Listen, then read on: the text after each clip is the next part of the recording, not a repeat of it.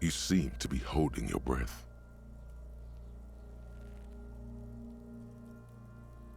A cargo belt twists his neck at an unnatural angle. The body below appears stiff. It's letting out an ungodly rot. The smell seeps in, even through your clenched nostrils. Active decay. It's okay to throw up, officer. No one is judging. He's about to blow! Cop's gonna blow, Kuno! As you breathe in, the odor comes over you. It's a spell of the mind telling you to run, and your stomach to wring itself empty. With your hands at your sides and your eyes squinting, you stand in it. It's a puzzle. What's hanging in front of you is a puzzle of decaying flesh, tattoos, and tendons.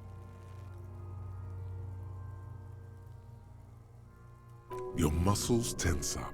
The vision in your dead angle darkens. You feel the sudden urge to push your hand into his soft gut. This delicate machine, ready for picking. Instinctively, you crack your fingers. They do after 7 days, yes. We are deep in decomposition here. The man before you is naked, but for a pair of underpants and enameled boots. His skin is greenish, marbled with decaying veins and blotched by lividity. A fading web of tattoos covers his chest and shoulders. The cargo belt used to fasten him to the branch above appears industrial in strength. The material appears to be ceramic. Its clean white stands in stark contrast to the decaying flesh above the knee. The man wore thick polymer socks, probably for padding. A fine array of interlocking plates covers them. Delicate and fragile, they feel alien to the world around you, out of place somehow. These are clearly not boots. They're armor, possibly part of a larger set. Indeed. Technically speaking, these are sabatons, not boots. Oh, the lieutenant uses a memo technique, ep6. That's not just any notebook. It's a classic.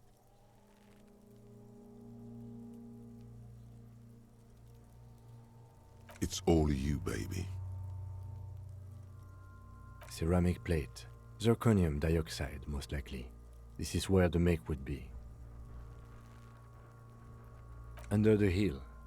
Fair weather. Fair weather model T500 VE. I'm guessing that's vitreous enamel. This is advanced stuff. The locals probably scavenged it. It would be odd if he had more on after 7 days. We should keep a lookout for these pieces. The armor could yield information. Maybe he'll know something. If you wear those pieces, it will help me protect your mortal coil.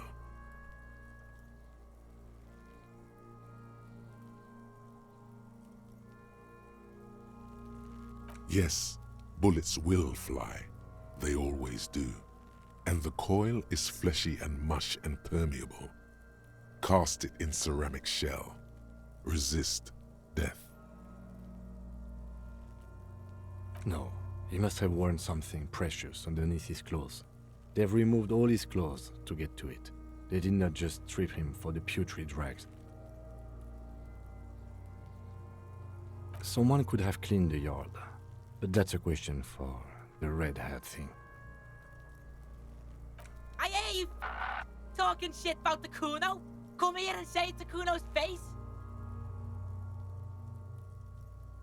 They usually hang them completely naked for that. La puta madre, the Mazda, the Besmerties and the like. This one still has his underpants. What? Are you trying to ignore me now, fuckface?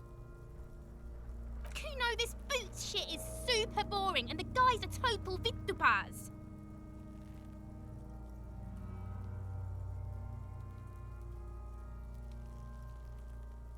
It is. It's expensive.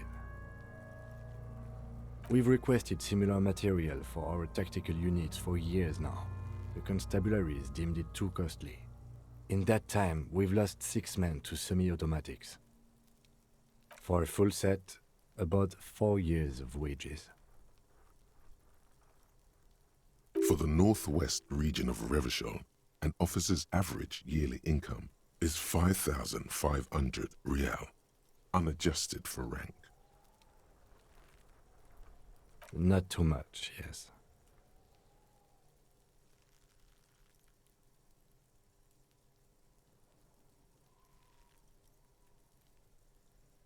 It's a sorry situation, I agree.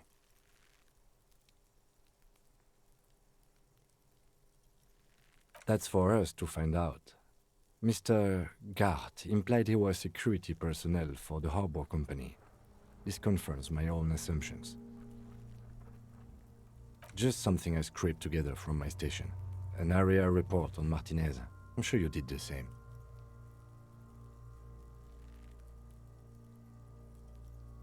He's not actually sure of that. He's just being tactful. I agree. This equipment is way beyond what a guard can afford. A small bell-like sound fills the air, like tapping on the side of a porcelain cup. Suddenly, your biceps coil up. Your elbow is sharp and cocked for a punch. Your fist connects to the boot with the same ding. The sound does not appear to get louder. The only difference is a barely audible click underneath. Sounds like the end of a long dice roll. Did you hear that? A click? This is a kinetic redistributor. It spreads the incoming energy horizontally, from plate to plate. When the plates connect, there's a click. That's the sound you heard. See these lines? Faint, organic lines cover the plates where they separate into smaller ones. These plates then divide into smaller plates until there are hundreds of them altogether. Like whirls of floorboards, the design looks organic, influenced by highly resistant wood materials, like lignum vitae and ebony perhaps. If trees were made of porcelain, this is what their cross-sections would look like. The smooth, glossy surface fractures into ever more intricate interconnections, peaking on the right sabaton, where you notice. The whirls are in the shape of a letter and number combination, E50, 100, 1000. Good. Can you read it to me? X5415 6745 678222. Let's lie. We have a make and a number. That's something. We can use the radio in my kinema when we're done. Either station can chase it for us. This feels dangerous. Are you sure? The sabatons dangle off the man's decaying form, ageless and synthetic. The cadaver slowly twists on the cargo belt. His torso, the hangman's knot, is pulled tight by the weight of the corpse below. Yellow, hard-edged polyester cuts into his neck. Above, a sliding buckle ties the belt to the branch. This is a steel-reinforced cargo lashing belt, big brother of the regular cargo belt. It's used for tying cargo under 6-rotor airships. Oh my, there's something on the belt, a familiar word that speaks to the thirst within you. Vermilion, in yellow letters, along the length of the twisting cargo belt. Only a deep longing for vermilion golden spirits lets you decipher the fading logo of the local brewery. No, you should not get a drink. You should perform an initial inspection of the victim's corpse. We are on the road part. Airlifting. I thought it was used on lorries for strapping cargo to them. The local harbor uses 6 rotors to shuffle containers around. I get the sense they use whatever was on hand, without paying much attention to not incriminating themselves. The brief suggested as much, politically motivated by the ongoing strike. Did you not get a briefing? Then you should ask me the first moment we get.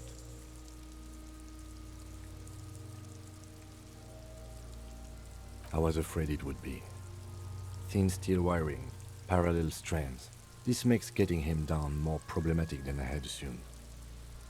A noose is one of those things that's easier to use one way around. That ladder can't carry a grown man. I didn't see any splintering either, did you? I think they lassoed the branch, then pulled on the belt to close the buckle. Could be. The shape of the branch supports the theory. The cadaver hangs from the cargo belt. An intricate web of blue lines stretches across the torso, from the right shoulder to the solar plexus. Each time they intersect, a small white star is formed in their crossing. Hundreds of fading asterisks riddle his skin. Their concentration is highest around his heart. His corpse is marked by stars. Alcohol and heartbreak.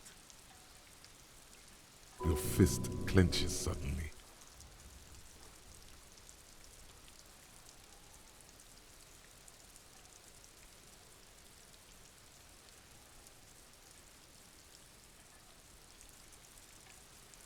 Decay is creeping on the tattoo.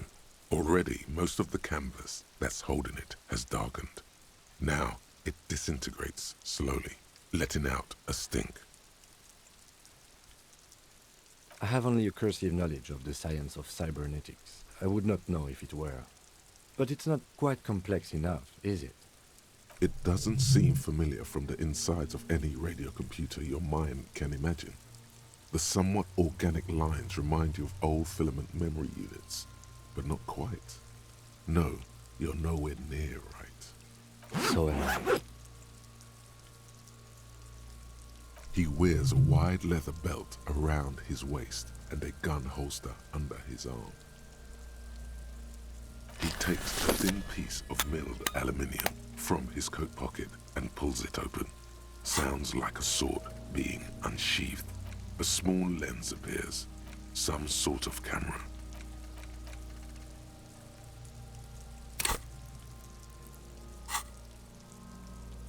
A Trigger Sunshine, Mini. Triggered is the world's leading manufacturer of intercommunication devices, primarily projectors. The camera before you looks familiar somehow. Shit, Kuno! What the fuck is that? An instant color camera. This is the first time he openly acknowledges the kid's existence. I have only 2 ampoules, so nobody move. I don't want to waste one. A sound, a shrill flash, followed by the breaking of a small ampoule of glass. You see streams of color pour onto the thick, glossy piece of paper, rolling out. In case we need it. Yes, it is pretty cool, isn't it? There is only one ampoule left. Use it wisely. It contains insight to the victim's person. By his build, I'd say this was a man of physical violence. The story he wanted his body to tell was important to him. It is his letter, to us. Someone should decipher it. We'll need to show it around. Sure, just don't lose it. The glassy-eyed corpse looks by, his mouth mute and his skin as colorful as the chemical rainbow on the photo paper. His eyes are milky white and blind to the world, protruding comically from their sockets. There is no one home, just subaquatic terrors there. These eyes used to be blue, baby blue. Dark brown hair grows on his head. His face is ready to explode from the organic processes inside. The death's head grin has passed. What remains is an unrecognizable mess. Underneath the curdled meat there is an expression, not carried on his features, but below, inside, an expression of pleasure. This man was experiencing joy at the moment of his death. Good. The victim is of Occidental descent. Light brown hair, blue eyes. When he says Occidental, he means white, originally from the Occidental subcontinent on Muindi. Why do you think so? Okay.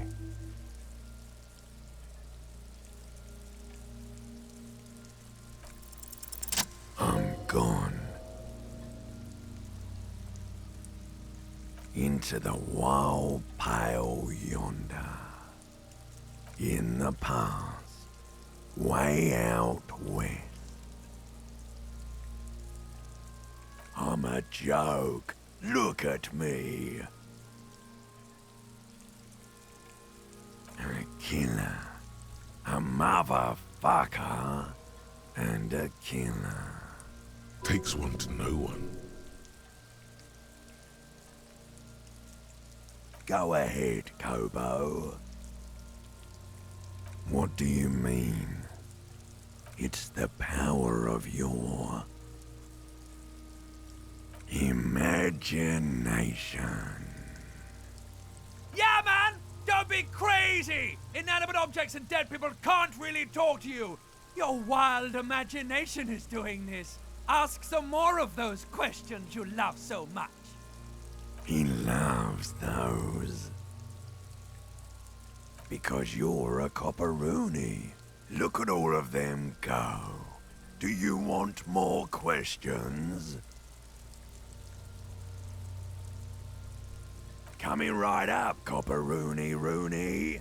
This is getting upbeat now. Love did me in, brother Copo. It was love all along.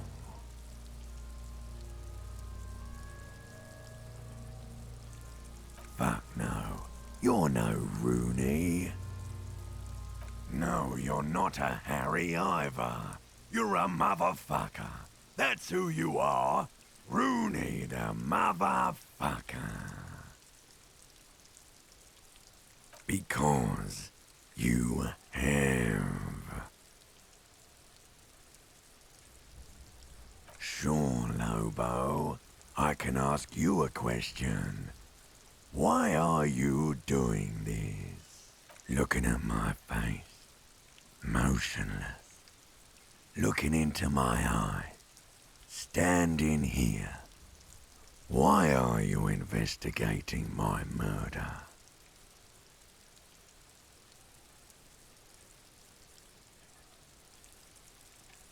I'm all you have? Then you truly lost it all, brother. You let the world drag it all away from you, and what it left, you pissed away. And here we are. Maybe I was getting my rocks off.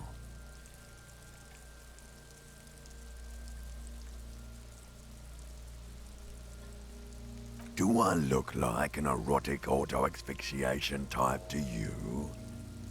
Captain Copodromo, I fear we are drifting away, fixating on sexuality again. Let's go with a simpler question. He didn't choke himself. You know it. Maybe I was getting my rocks off. It's a mishmash, Copperbolo. You think I'm Messinian, don't you? For you, this is how people from Messina speak like. Well, I'm not from Messina, am I? My hair is too light a shade of brown. Trust your inner racist.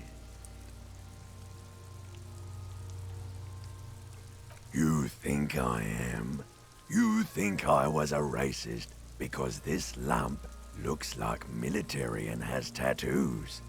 That's called profiling. Do I look like an erotic auto-asphyxiation Captain Copodromo? He didn't choke himself. You know it. Do I remind you of someone? A child born with Muller's disease, harlequinism, grown up miraculously. You sure wrinkled out of that one, Coppolini. Come back later, Coppo. Amuse yourself with my frank manners and my memento mori features. If possible. Also, see me in your dreams. As you narrow your eyes, the monster before you blurs into a violent mess of green and pink. This is a trick. You've done it before. Pink is where the blood settled in the first hours post-mortem. You can use it to see if the corpse has been tampered with. Does his position at the time of death match the discoloration? Only the lower extremities are pink with a dash of blue. His fatted hands, thighs, and his neck, just above the noose. The rest of the corpse appears dark green in the cold spring air.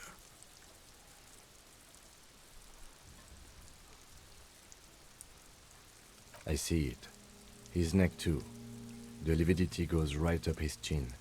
We have good, well-pronounced discoloration here. The monster comes back into focus, an explosion of color, coursing with dark marbled veins. His stomach appears pregnant with something.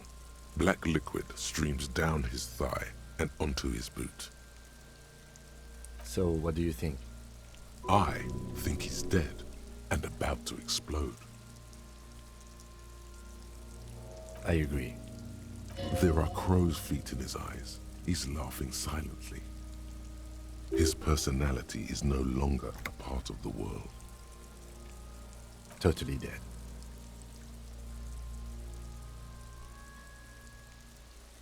That sounds about right, yes.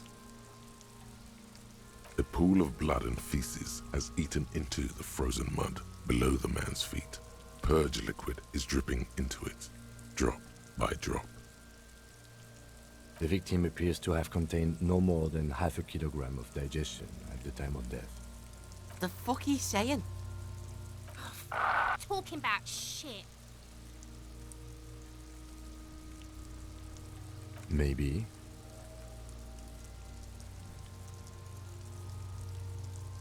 Agreed, especially on the neck. The belt acted like a tourniquet, keeping the blood in his head. The hypostasis supports her hanging.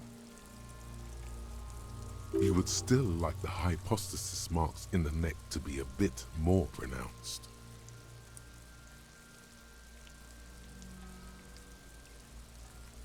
Maybe it looks faint to you?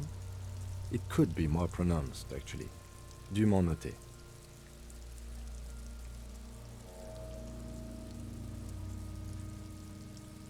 There's always a chance. We should check for ligament marks on his neck to see if they're in tune with the belt. We'll have to get him down first. There's a strong buildup of gases, yes. Rigor mortis becoming livor mortis. He'll be fully limbed by tomorrow. I don't think he'll explode. I hope not. For 7 days, the cadaver is quite well preserved. Surprisingly so. There's no deflation, no apparent fly larvae in the abdomen. As I said, it's been below freezing since last Sunday. Today is the first chance to thaw. Things would be worse if it had thawed earlier. I do. Most of them are post-mortem. Maybe even all of them. The delinquents have made our jobs harder with their little sport. Stop talking in riddles, coin slot. He means you fucked him up good, Kuno.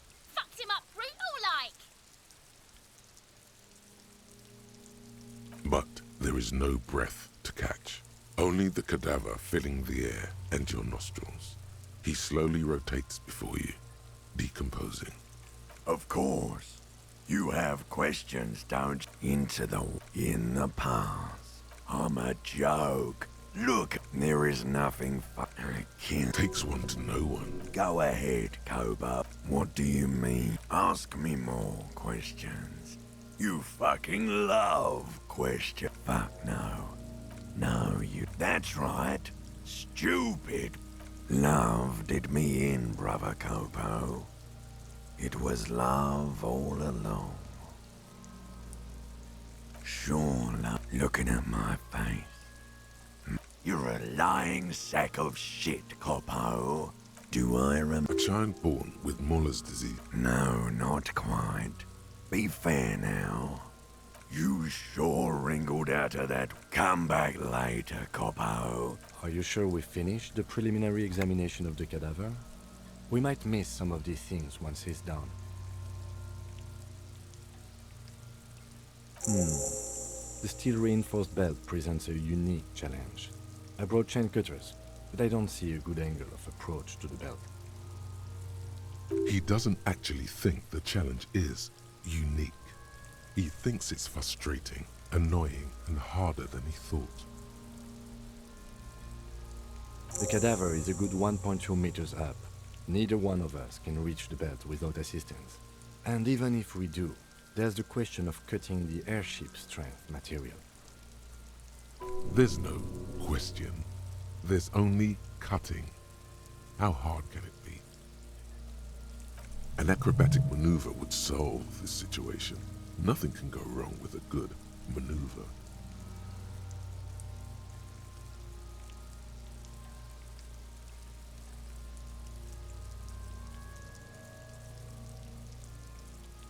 I have thought of that, yes. But the tire tracks would compromise the scene. Any prints would become illegible. That's if we get it through the hole in the fence. Also, my MC has a sloped roof. It's a sports model. The roof is slippery. An all-around bad platform to stand on. He could come up with at least 4 more reasons why not to trample on the roof of his sports model motor carriage.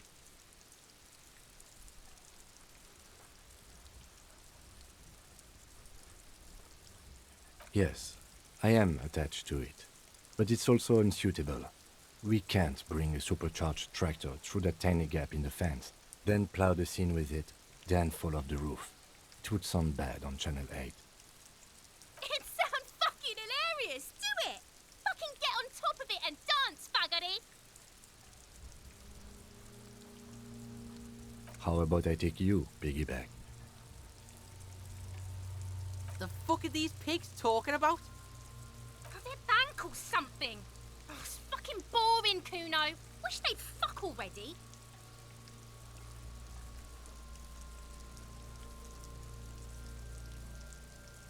I wasn't actually implying I would. I meant it's a bad idea. It's a fucking hilarious idea! You two Pascapas get on top of each other and fuck! In silence, the lieutenant gives you a meaningful glance, as if to say, case in point.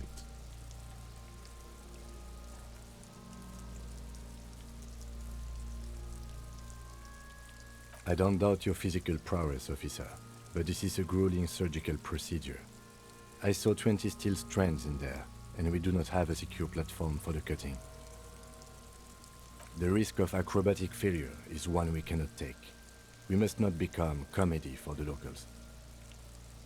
The fuck have you got against comedy pigs? Climb up there and saw the branch? It seems unclimbable, cause the ladder is treacherously rotten, but you could use your hands and feet to reach around the tree, then hang from the branch. Honestly, I prefer a non-acrobatic solution to this. Clown cops climb tree, fall down. Enraged cop assaults children after falling from tree. Cretin cop, they like that word, saws the branch he's sitting on, literally. Local children report corpse mutilation. Fuck yeah! Climb that shit, monkeys! See, you're only making them do those things less.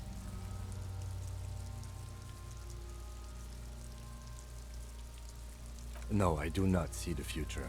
I made those up using 2 decades in the Revacholian police force as a reference point.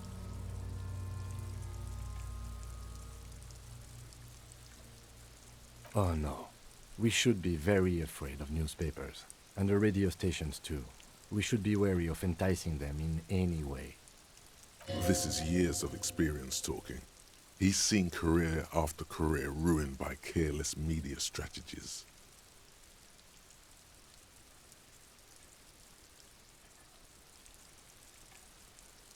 What I'm proposing is, we save acrobatic tricks as the last resort, after we've tried everything else. Oh, these have got to be the most fucking boring multiple parts I've ever seen.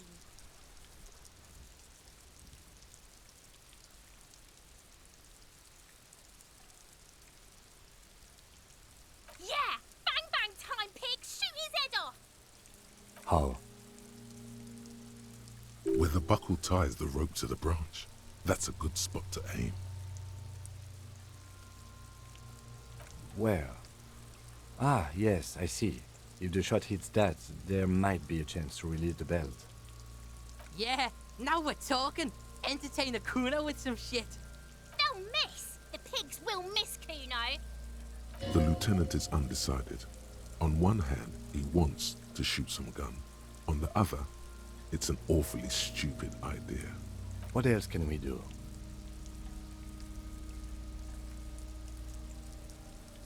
Someone else? You mean like the police?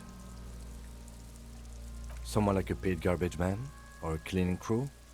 I have bad news for you. That is a detective. I know it's hard, but I assure you, the others won't come to help us.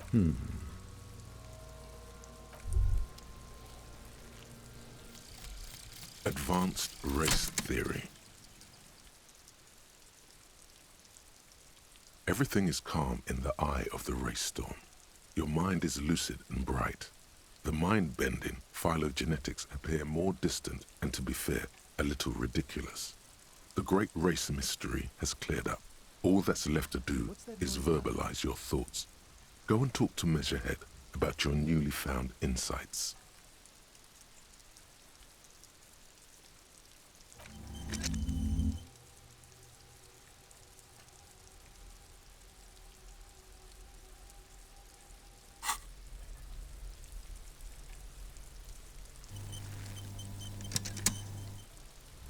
The man before you is naked, but for a pair of underpants and... Of course. You have quite... Come back later, Coppo. Amuse yourself with my frank manners and my memento... Yes, we do.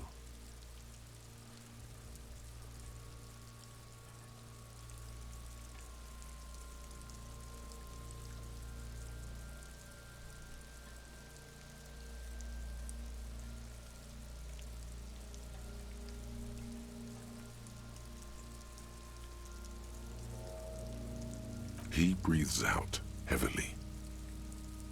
Oh yeah, do this shit! Fuck it up!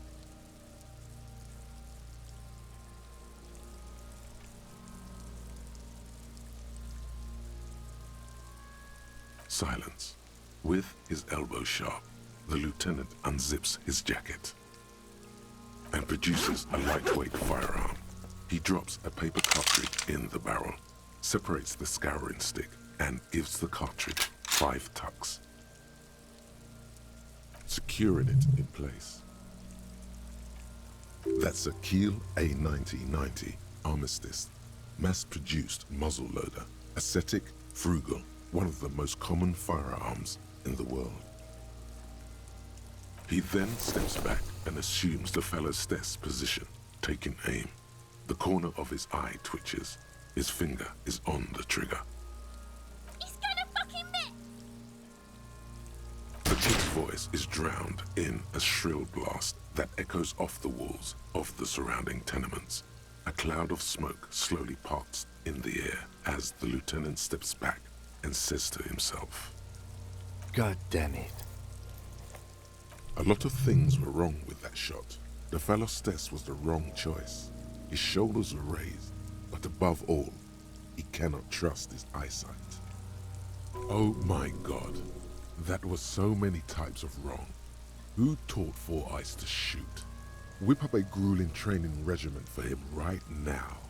Beat the man into it. Go, go, go. He feels bad about it. About his eyes mostly.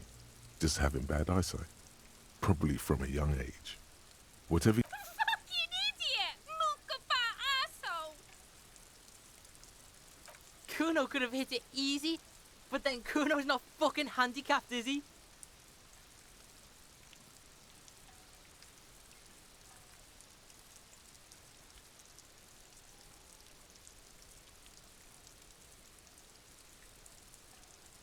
I have to say, it's beginning to look unlikely we can get him down without assistance. You know, you don't feel like too bad of a shot yourself. Take his gun and show him how to use it. It's bad as it is. Us shooting firearms like punks. Go ahead. I'm not stopping you. Just don't lose it. They only have one gun! This is the sorriest pair of pigs Kuno's ever seen. Yeah, take it, you fucking banani pointer! Take it and The cold piece of bakelite and gunmetal is surprisingly light. Your fingers fit right through the guard, instinctively resting on the trigger. You've held this, a P9 armistice, before. At some point it probably used to be your choice of firearm. It still feels comfortable, like you never laid it down. The fuck are you waiting for, Kuno? Tell him to shoot himself in the mouth! Kuno is silent. Aggression gathers in the air. The trigger feels delicate and ready to break under your finger. The buckle comes into focus in your sights. You stand with your feet planted firmly in the ground and your left hand supporting your gun arm. Why don't you just shoot yourself in your mouth? At least you won't miss. This isn't mere boundary pushing. There is a true suicidal rage in the kid as she's provoking you.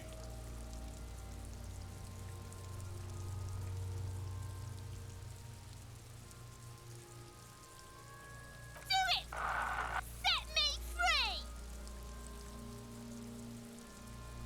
You feel as though it would be dangerous to set this creature free to roam about the cosmos. Don't. Do it!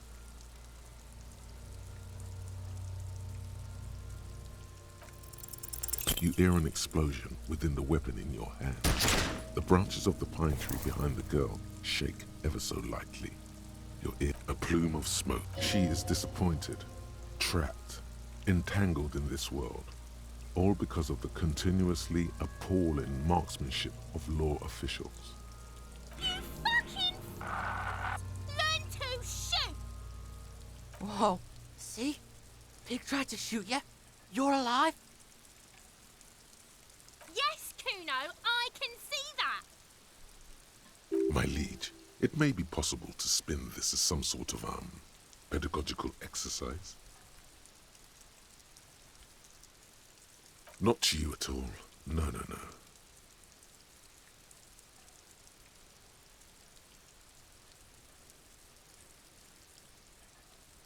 You sense nylon moving somewhere to your left. There's motion in your peripherals. Then it's already too late. The gun has left your hand, still numb from the recoil. The lieutenant holsters it under his arm. I think you're underestimating the gravity of this situation, officer. We need to take a breather from this scene, now. I suggest we go to the harbor and ask the leader of the Union to help us with the body. I would have preferred us not to owe the Union anything, but we clearly cannot do this ourselves. Let's go.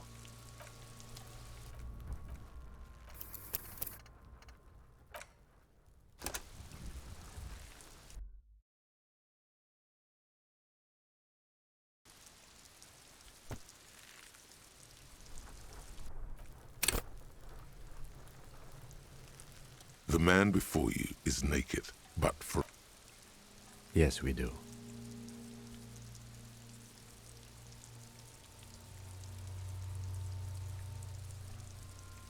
He breathes. Oh yeah, do this shit! Fuck it up! The lieutenant's brow is furrowed.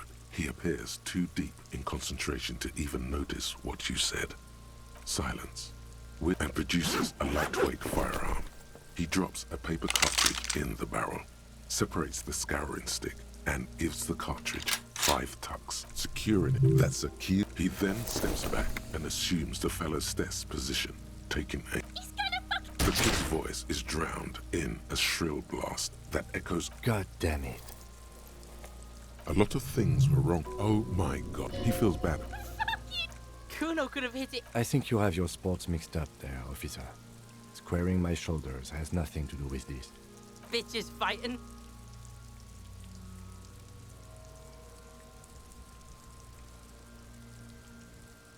No, we are lucky as it. Any more mistakes could put us in an unfortunate... Kuno's son. The lieutenant doesn't say a word. I have to say, You know, you don't feel. Take his gun and show him how to use it. it's bad. Go ahead. This is the sorriest. Yeah, take it, you fucking banana. The cold you've held this. The fuck are you waiting for? Kuno is silent. The buckle comes in. Why don't you just... This isn't mere boundary pushing. There is a true suicidal rage in the kid as she's provoking you. Do it! Set me free! You feel as though it would be dangerous to set this creature free to roam about the cosmos. Don't. Do it! You hear an explosion within the weapon in your hand. The branches of the pine tree behind the girl shake ever so lightly. She is disappointed. Fucking... Whoa. Yes! My liege, it may be... Well, then maybe you sense Nyla. The gun has... At least you understand the gravity of... I suggest we go...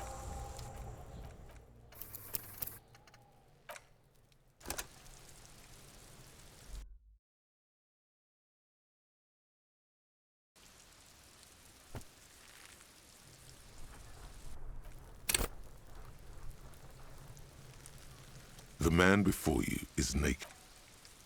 Yes, we do.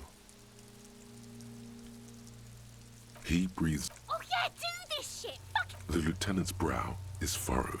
He appears too deep in concentration to even notice what you said. I'll blow his head off. Take it! Yeah, take the. Silence. With and produces a lightweight firearm. He drops a paper cartridge in the barrel, separates the scouring stick, and gives the cartridge 5 tucks, securing. That's a key. He then steps back and assumes the fellow's desk position. He's gonna... The kid's voice is drowned in a shrill blast that echoes. God damn it. A lot of things were wrong with that. Oh my god. He feels bad about it. Kuno could have hit it easy, but Kuno's son. The lieutenant doesn't say a word, just looks at the gun. I have to say, it's beginning to look unlikely we can get him down. You know, you don't feel like too bad of a shot yourself. Take his gun and show him how to use it. It's bad. Go ahead. This is the sorry. Yeah, take it, you fucking... The cold piece of bacon you've helped. The fuck are you waiting for? Kuno is silent. The buckle. Why don't you just shoot yourself in your mouth? This isn't mere boundary pushing. Do it! Set me free! You feel as though it would be dangerous. Don't. Do it! The sound of the explosion from your gun echoes all over Monterey's. The bullet found its way to the heart of district in mourning. Burned out cop shoots child. Yesterday, in the district of Martinez, a deranged law official from the paramilitary outfit that calls itself the Revachol Citizens Militia shot and killed 10-year-old Kunoes Vitalainen. Locals are in shock. He was out of control, said Lawrence Scott, local hostel and cafeteria manager. I hope they put him away for good.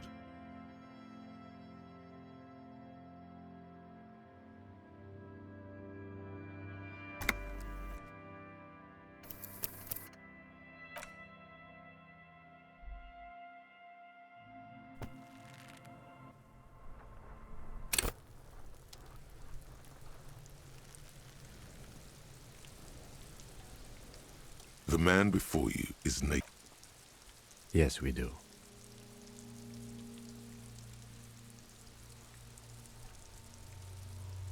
He breathes out. Oh yeah, do this shit! Fuck it up!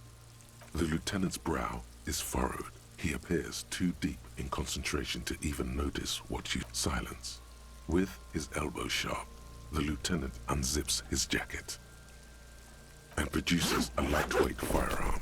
He drops a paper cartridge in the barrel, separates the scouring stick, and gives the cartridge 5 tucks, securing it in place. That's a Kiel A9090. He then steps back and assumes the fellow's desk position. He's gonna fucking miss! The kid's voice is drowned in a shrill blast that echoes off the walls of the surrounding tenements. God damn it. A lot of things were wrong with that shot. The fellow's desk was the wrong choice. His shoulders were raised, but above all, he cannot trust his eyesight. Oh my god, he feels bad about it. Kuno could have hit it easy. I have to say, it's beginning to look unlikely we can get him down without assistance. You know, you don't feel like too bad of a shot yourself. Take his gun and show him how to use it. It's bad as it is. Go ahead. I'm not...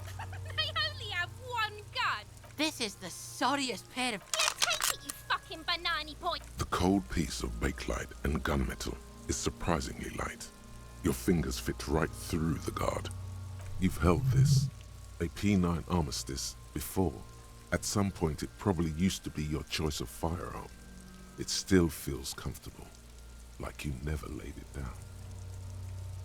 The fuck are you waiting for, Kuno? Tell him to shoot himself in the mouth! Kuno is silent. Aggression gathers in the air. The trigger feels delicate and ready to break under your finger.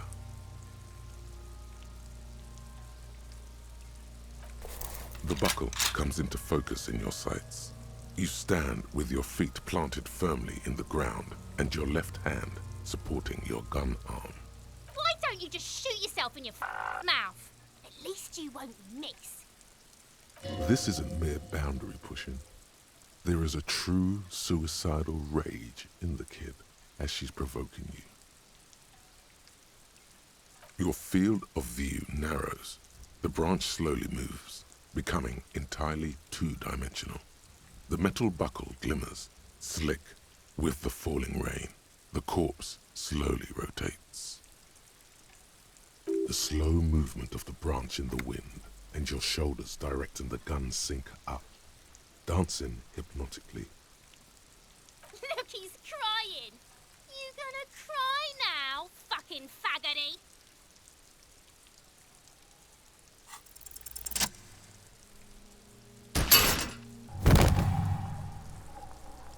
The buckle explodes into tiny pieces, coming loose with a whir.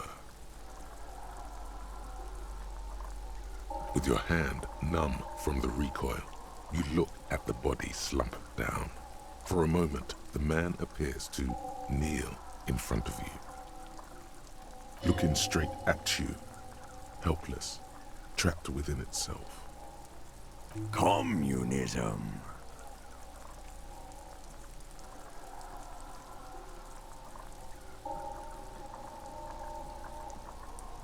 It takes a millisecond for the association to flash within your cortex. You have no idea where it's coming from, only that it's right. Then the rigor in his muscles gives up, and he smashes sideways into the spring mud, letting out a horrid stench.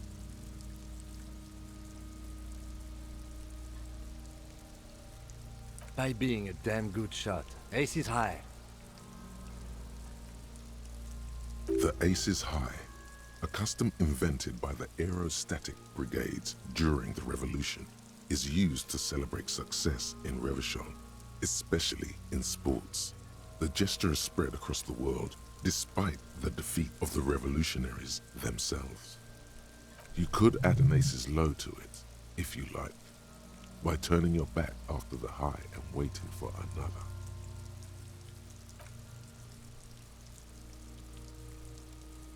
The high arrives with a sharp slap as you turn around there is a moment of doubt. Feels like that low ain't gonna connect. Chill, it's gonna connect. But then it does, and with furious precision. The lieutenant is not one to leave an ace's low hanging.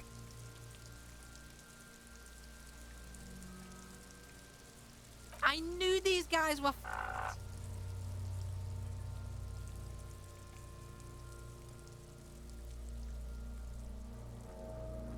Kuno cracks with laughter. Sounds like someone strangling a seagull. It's clear he enjoys himself. I knew they suck each other off. We will perform a field autopsy and determine the cause of death. But before... Excuse me. Slumped on the ground like that has not improved the way the corpse smells. The fall seems to have released something deep inside it. The stench is getting bad. I'm sorry to interrupt the jubilations here. I need a little breather before we do the autopsy. Yes, the 4 phases of a murder scene. 1. Investigation of the scene. I can't say I'm satisfied with that part yet. I still want to know what's in that trash container. 2. Initial examination of the victim. We were exhaustive in our efforts there. Good job. 3. Field autopsy. This will not be pleasant or easy, and it will have to be performed on the scene. The fuck are they on about? Cops are gonna cut his shit up next. 4 and final, transport of the coroner's case to the district morgue. I'll do that. God, this stinks. No, you and I are detectives. The honorary rank of detective signifies our ability to handle the entire incident chain. From crime scene to autopsy to cleanup, we do it all.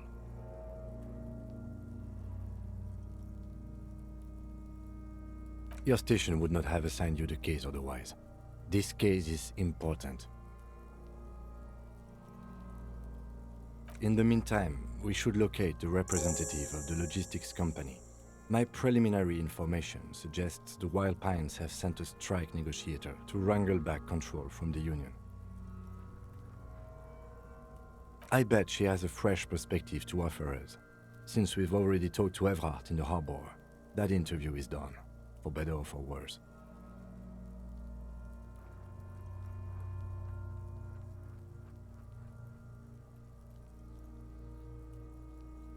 Yes, and those were the interviewees.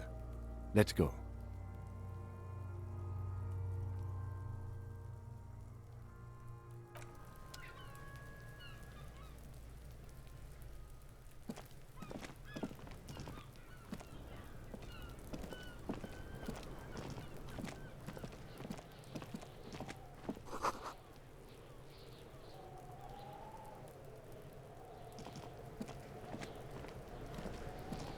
This trash container is locked. The sliding lid has a padlock that says, "Whirling in rags." There's something in there, not necessarily connected to the case, but still. Just a trash container. There is no such thing. Your fingers start to itch just looking at that padlock. Trash, food waste from the cafeteria. They lock these containers to keep the derelicts from flocking in. Could be evidence too.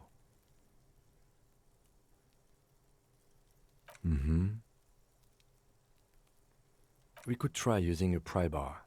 There's one in my motor carriage, or... Did someone say pry bar? Pry bar, pry bar. Your palms yearn its cold touch, to grasp it once more, as you've done so many times. Or we could ask for a key from the manager of the Whirling in Rags. He probably has one.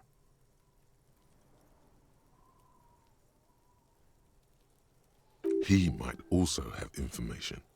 This is better than the pry bar idea. Ask the manager. Bullshit. Go straight for the pry bar and pry this baby wide open.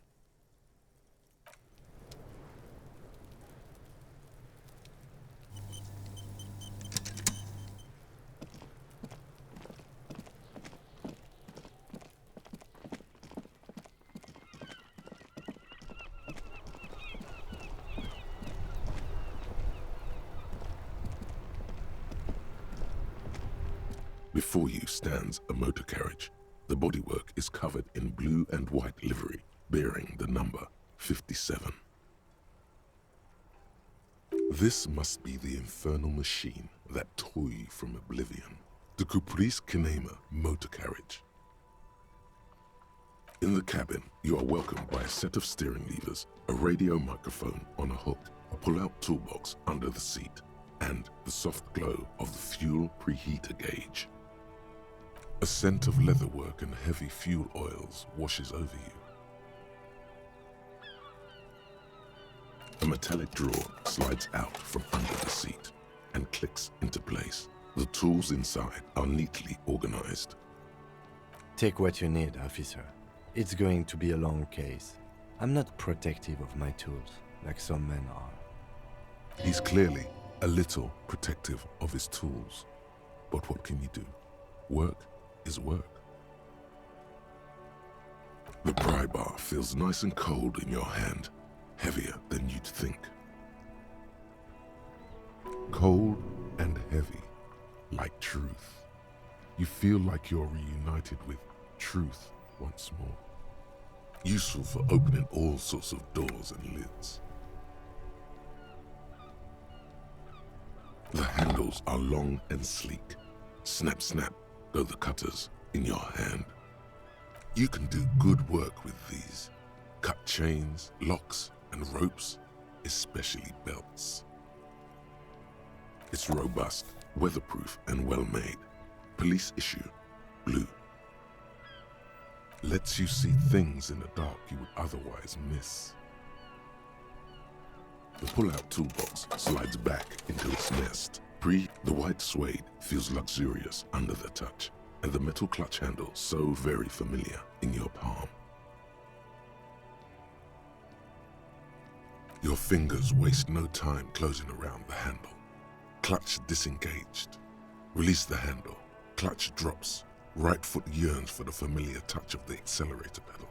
You have seen the smell of freshly treated leather, the lack of dirt and dust on the dashboard, and a neat little brush in the cup holder.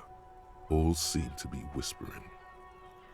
I'm good, cherished and cared for, in the hands of a tending owner. You feel an uninterrupted connection to the mechanics. After a while, you realize silence is your only answer. Do what you will with it. Of course it's only in your head. Of course it is. But it almost feels as if the clutch handle is gently squeezing back. At the bottom of the sea. So strange. The machine is not on the bottom of the sea at all. It's right in front of you, well kept. Why did it say that? A dark feeling. This is going wrong. Let go of the clutch.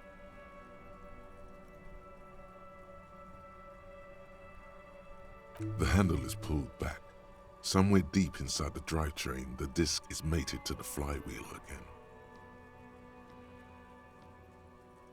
In the cabin, you see a set of steering levers, a radio on a hook. As you tap on the gauge, the indicator pin jerks as if startled.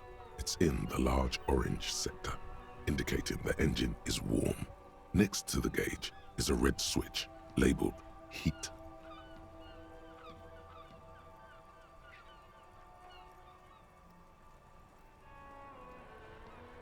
There's no use pressing the heat button.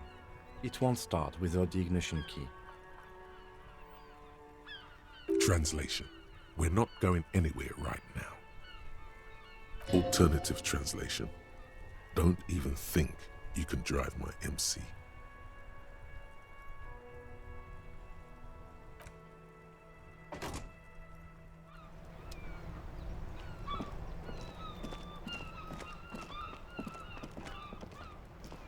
Hello again, officer. Down? Do you mean the body is finally gone? Absolutely gone. Oh, right. Can you tell me when you've taken him away then? Yeah, keep her in the loop. It's strangely enjoyable to report back on the minute progress you've made, even to strangers. No, do not report back to this random civilian about anything.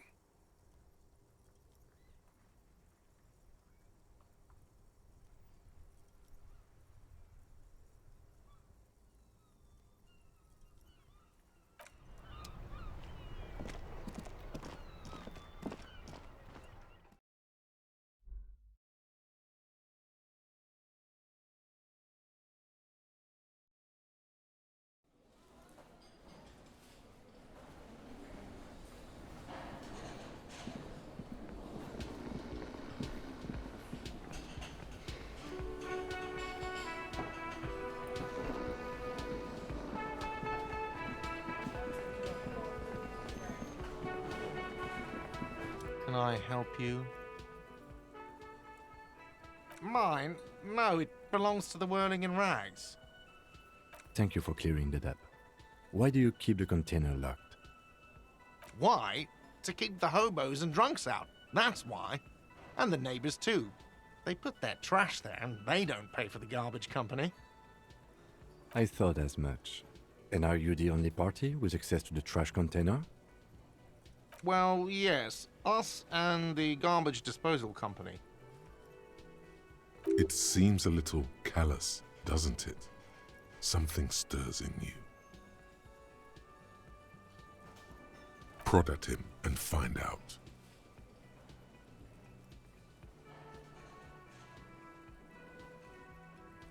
Callous? What are you? Kras Mazov? Almost all establishments in Revachol keep their trash locked. The Whirling in Rags is not special in that regard. Krasmazov, nom de guerre, was an economist and a historical materialist. He was a leading figure on the Grad side of the Centennial Revolution, where he headed the 9-day government. Mazov is considered the father of scientific communism, Mazovian thought, or Mazovianism. He killed himself. What are we talking about? Was this not about the trash container? We should return to the case of your mistaken identity at a later time, officer. This was about the trash container. What for? Mazov? Are you planning to nationalize my trash container?